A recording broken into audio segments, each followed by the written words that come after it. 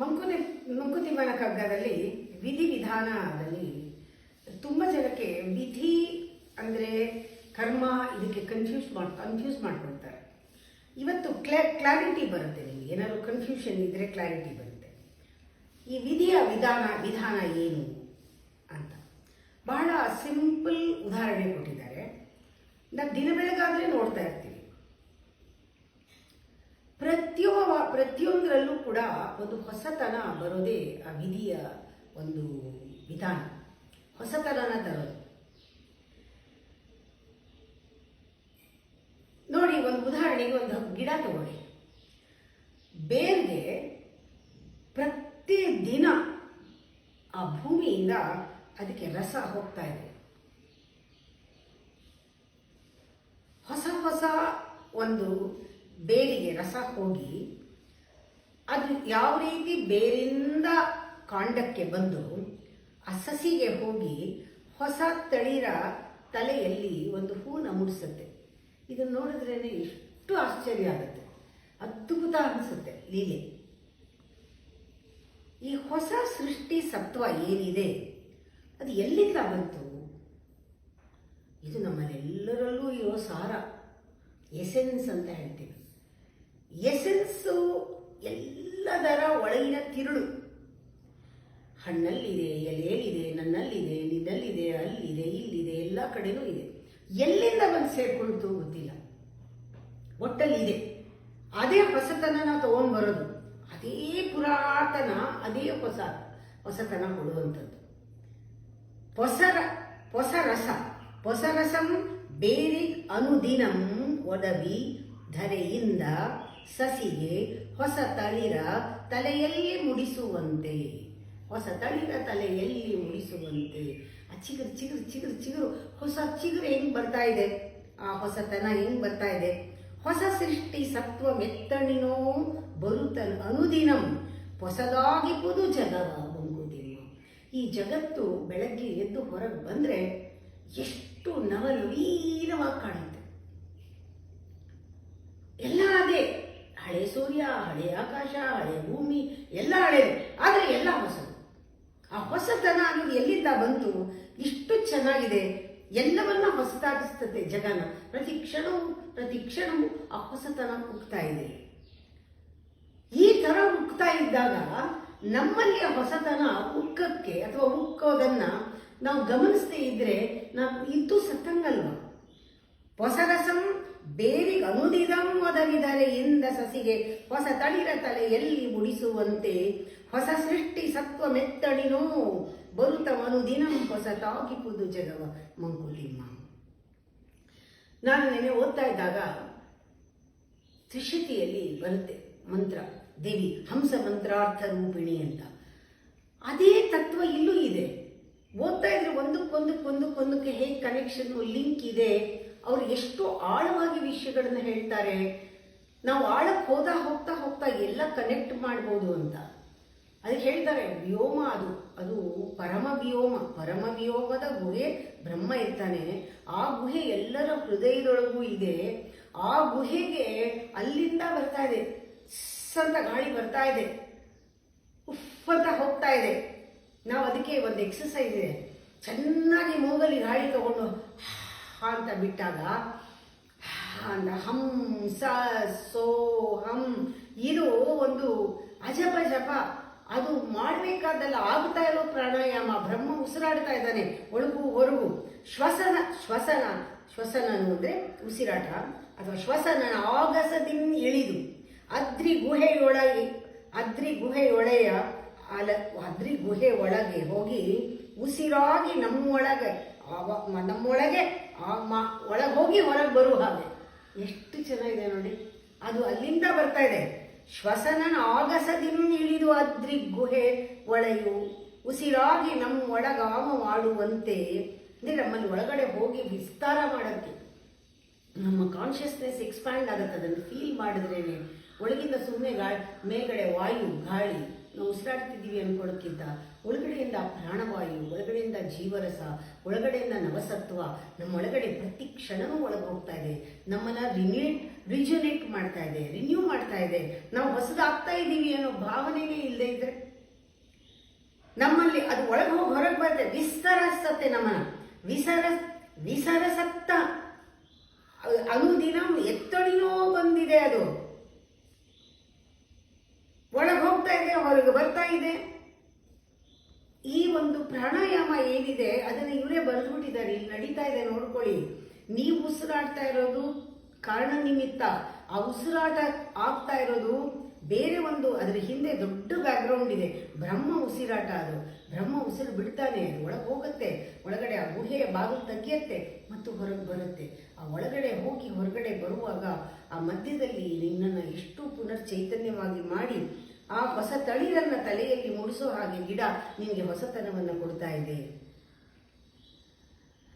ಇದನ್ನ ನಾವು ತಿಳ್ಕೊಳ್ಳೋವರೆಗೂ ನಮಗೆ ಕನೆಕ್ಟ್ ಮಾಡೋಕ್ಕಾಗಲ್ಲ ಪ್ರಕೃತಿ ಜೊತೆಗೆ. ಆ ವಿಧಿಯ ಆಟ ಅರ್ಥ ಆಗಲ್ಲ ನಮ್ಮನ್ನ. ಹೌದು, ಇದು ನ್ಯಾಚುರಲ್ ಆಗಿ ನಡೀತಾ ಇದೆ ನಮ್ಮಲ್ಲಿ, ಅದ್ರ ಜೊತೆಗೆ ನಾವು ಹರ್ಕೊಂಡು ಹೋಗ್ಬೇಕು ಅನ್ನೋದು ಗೊತ್ತಾಗಲ್ಲ. ಅದು ಗೊತ್ತಾಗೋವರೆಗೂ ಬಿಡೋದಲ್ಲ, ವಿಧಿ ಬಿಡಲ್ಲ. ವಿಧಿಯ ಒಂದು ವಿಧಾನ ಏನು ಅಂದರೆ ನಮ್ಮನ್ನ ತೊಯಿಸೋದು ಅಂತ. ತೊಯಿಸೋದು ಅಂತಂದರೆ ಜಸ್ಟ್ ಇಮ್ಯಾಜಿನ್, ನಮ್ಮನ್ನ ಸೋಕ್ ಮಾಡೋದು, ಎಲ್ಲ ಸೋಕ್ ಮಾಡಿಬಿಟ್ಟು ಸುಮ್ಮನೆ ಇರಲ್ಲ, ಆಮೇಲೆ ಬೇಯಿಸೋದು. ಅಲ್ಲೇ ಕಲಿದೆ ಇದ್ರೆ ನಾವು ನೆಂದಾಗಲೇ ಕಲ್ತು ಬಿಡಬೇಕು. ವಿಧಿ ನೆನೆಸುತ್ತೆ ಚೆನ್ನಾಗಿ, ಕಲಿದೆ ಇದ್ರೆ ಬೇಯಿಸುತ್ತೆ. ಬೇಯ್ತಾ ಇರುವಾಗಲೂ ಕಲಿದೆ ಇದ್ರೆ ಹೆಚ್ಚುತ್ತೆ ನಮ್ಮನ್ನ. ಆ ಹೆಚ್ಚುವಾಗಲೂ ಕಲಿದೆ ಇದ್ರೆ ಕೊಚ್ಚುತ್ತೆ. ನೋಡಿದ್ರಾ, ಬಿಡಲ್ಲ, ಕೊಚ್ಚುತ್ತೆ. ಆಮೇಲೆ ಆಗ್ಲಾದ್ರೂ ಕಲೀಲಿಲ್ವಾ, ಆಗ ಕಾಯಿಸುತ್ತೆ. ಇನ್ನೂ ಕಲೀಲಿಲ್ವಾ, ಕರಿಯತ್ತೆ. ನೋಡಿ ಪ್ರಾಸೆಸ್. ಕರಿಯೋದು ಎಣ್ಣೆಲ್ಲ ಕರಿಯಲ್ವಾ, ನರಕ ಯಾತನೆ ಅನ್ನಲ್ವಾ, ಆ ಥರ ಯಾತನೆ ಕೊಡುತ್ತೆ, ಕರಿಯತ್ತೆ. ಇನ್ನೂ ಕಲೀಲಿಲ್ವಾ, ಹುರಿಯತ್ತೆ. ಆಮೇಲೆ ಸುಡುತ್ತೆ. ಅದೇ ಎಲ್ಲ ಸ್ಟೇಜು ನಾವು ಬರೀ ಇದನ್ನ ಲಿಟ್ರಲಿ ಮೀನಿಂಗ್ ತಗೊಳ್ಳೋ ಬದಲು ನಮ್ಮ ಕಷ್ಟ, ದುಃಖ, ನಾವು ನರಳಾಟ, ನಾವು ಯಾವ ರೀತಿ ಸಿಕ್ಕಾಕೊಳ್ತೀವಿ, ಏನು ಮಾಡ್ತೀವಿ, ಕಲಿದೆ ಜೀವನದಲ್ಲಿ ಅದದೇ ಕಷ್ಟಪಡ್ತಿರ್ತೀವಲ್ಲ, ಅದು ಅರ್ಥ ಮಾಡ್ಕೋಬೇಕು. ತೊಯಿಸುತ್ತೆ, ಬೇಯಿಸುತ್ತೆ, ಹೆಚ್ಚುತ್ತ, ಕೊಚ್ಚುತ್ತ, ಕಾಯಿಸುತ್ತ, ಕರಿಯುತ್ತ, ಹುರಿಯುತ್ತ, ಸುಡುತ್ತ. ಈ ಭೂಮಿಯ ಅವನಿಯ ಒಲೆಯೊಳಗೆಮ್ಮಯ ಬಾಳ ನಟ್ಟು ಅಟ್ಟುತ್ತೆ. ಈಗ ನಾವು ಸೌದೆ ನಟ್ಟಲ್ವಾ, ಹಂಗೆ ಒಲೆ ಒಳಗೆ ನಮ್ಮನ್ನು ಅಟ್ಟುತ್ತೆ, ತಳ್ಳುತ್ತೆ ವಿಧಿ. ಬಾಯ ಚಪ್ಪರಿಸುವನು ಮಂಕುತಿಮ್ಮ. ನಿಂಗೆಲ್ಲ ಮಾಡ್ತಾನೆ, ನೀನು ಅರ್ಥ ಮಾಡ್ಕೊಳ್ಳದೆ ಇದ್ರೆ ಅರ್ಥ ಮಾಡಿಸಕ್ಕೆ ನೀನನ್ನು ಇಷ್ಟೊಂದು ಪ್ರೋಸೆಸ್ಗೆ ಹಾಕಿ ಅವನು ಖುಷಿ ನೋಡ್ತೇವೆ. ಕೊನೆಯಲ್ಲಿ ಅವನ ನಗೆ ಪಾಟ್ಲಾಗ್ತೀವಿ ಅವನಿಗೆ. ಅವನ ಬಾಯ ಚಪ್ಪರಿಸುವನು ಮಂಕುತಿಮ್ಮ. ಆ ಬ್ರಹ್ಮನೇ ನೇಮಿಸಿರೋದು ವಿಧಿನ. ಪರಬೊಮ್ಮನ ವಿಧಿಯ ನೇಮಿಸುವುದೇಕೆ, ಏತಕ್ಕೇನೆ ಯಾತಕ್ಕೆ ನೇಮಿಸಿದಾನೆ ಪರಬ್ರಹ್ಮ ಈ ಥರ ವಿಧಿನ ನಮಗೆ ಕಷ್ಟ ಕೊಟ್ಟು ಕಲಿಸುವಂತ? ಯಾತಕ್ಕೆ ಈ ಥರ ಕೊಚ್ಚೋದು, ಹೆಚ್ಚೋದು, ಚುಚ್ಚೋದು, ಬಾಡೋದು? ಅವನು ಪರಬೊಮ್ಮ. ಯಾಕೆ? ನರಜಾತಿ ಇನ್ಯಾವ ಥರನೂ ಕಲಿಯಲ್ಲ, ಸಹಾನುಭೂತಿ ಕಲಿಯಲೆಂದು. ನಮಗೆ ಸಹಾನುಭೂತಿ ಬರಬೇಕು, ಕಲಿಬೇಕಾದ್ರೆ ಜೀವನದಲ್ಲಿ ಈ ರೀತಿ ಎಲ್ಲ ಆಗಬೇಕು, ಇದರ ಕಲಿಯಲ್ಲ. ಅಯ್ಯೋ, ಅಂತಹ ಸಹಾನುಭೂತಿ ಯಾವುದಿದೆ? ಮುಂಚೆನೆ ಹೇಳಿದ್ರೆ ಕಲ್ತ್ಬಿಡ್ತಿದ್ವಲ್ಲ. ಏನು? ಪರರೆಂಬರಿಲ್ಲ ಆತ್ಮಾಂಶರೆಲ್ಲರೂ, ನಾನು ಬೇರೆ ಅಲ್ಲ, ಎಲ್ಲರೂ ನಾನೇ ಅಂತ ಯಾವಾಗ ಬರುತ್ತೋ ಅದಕ್ಕೆ ಬ್ರಹ್ಮನ ಜೊತೆಗೆ ಕನೆಕ್ಷನ್ ಅಂದಿದ್ದು. ಆ ಉಸಿರಾಟ ಆಡ್ತಾ ಇರೋದು ನಾನು ಒಬ್ಳೇ ಅಲ್ಲ, ಬ್ರಹ್ಮ ಉಸಿರು ಬಿಟ್ಟರೆ ಎಲ್ಲರಿಗೂ ಉಸಿರು. ಎಲ್ಲರೂ ಉಸಿರು ಬಿಟ್ಟಾಗ ಬ್ರಹ್ಮ ಉಸಿರು ತಗೊಂಡು ಇನ್ನೊಂದು ಉಸಿರು ಕೊಡ್ತಾನೆ, ಹೊಸದನ್ನು ಮಾಡ್ತಿದ್ದಾನೆ. ಇದ್ರಲ್ಲಿ ನಾನು ಬೇರೆ ಅಲ್ಲ, ನೀನು ಬೇರೆ ಅಲ್ಲ, ಹೂ ಬೇರೆ ಅಲ್ಲ, ಎಲೆ ಬೇರೆ ಅಲ್ಲ, ಅವ್ರು ಬೇರೆ ಅಲ್ಲ, ಇವ್ರು ಬೇರೆ ಅಲ್ಲ, ನಾವು ಒಂದು ಅಂಶ ಅದರಲ್ಲಿ ಅಂತ ಅನ್ಕೊಳ್ಳೋವರೆಗೂ ನಮಗೆ ಕಂಪ್ಯಾಷನ್ ಬರೋದಿಲ್ಲ. ಆ ಒನ್ನೆಸ್ ಬರೋವರೆಗೂ, ಟುಗೆದರ್ನೆಸ್ ಬರೋವರೆಗೂ, ಆ ಫೀಲ್ ಆಗೋವರೆಗೂ ಸಹಾನುಭೂತಿ ಬರೋದಿಲ್ಲ. ಬೇರೆಯವರು ನಮ್ಮ ತರ ಅಂತ ಬರೋದಿಲ್ಲ, ನಾನು ಅವನ ತರ ಅಂತ ಬರೋದಿಲ್ಲ.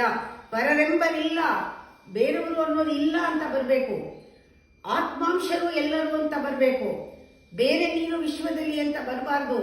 ಎಲ್ಲರೂ ನಾನು ಸೇರ್ಕೊಂಡಿದ್ದೀನಿ ಅಂತ ಬರೋವರೆಗೂ, ನರಜಾತಿ ಸಹಾನುಭೂತಿ ಕಲಿಯೋವರೆಗೂ, ದೈವತ್ವನ ಹೊರಗೆ ಹಾಕೋವರೆಗೂ ಪರಬ್ರಹ್ಮ ವಿಧಿಯನ್ನ ನೇಮಿಸಿ ನಮ್ಮನ್ನ ತೊಯಿಸಿ, ಬೇಯಿಸಿ, ಹೆಚ್ಚಿ, ಕೊಚ್ಚಿ, ಕಾಯಿಸಿ, ಕರೆದು, ಹುರಿದು, ಸುಟ್ಟು ಆ ಒಲೆ ಒಳಗೆ, ಆ ಭೂಮಿಯ ಒಲೆ ಒಳಗೆ ಹಾಕಿ, ಅವನಿ ಒಳಗೆ ನಮ್ಮನ್ನು ಹಾಕಿ ನಮ್ಮನ್ನು ಒಟ್ಟಿ ಬಾಯಿ ಚಪ್ಪರಿಸೋದು ಅವನ ಕೆಲಸ. ಅದು ನಾವು ಸಿಕ್ಕಾಕೋಬಾರ್ದು.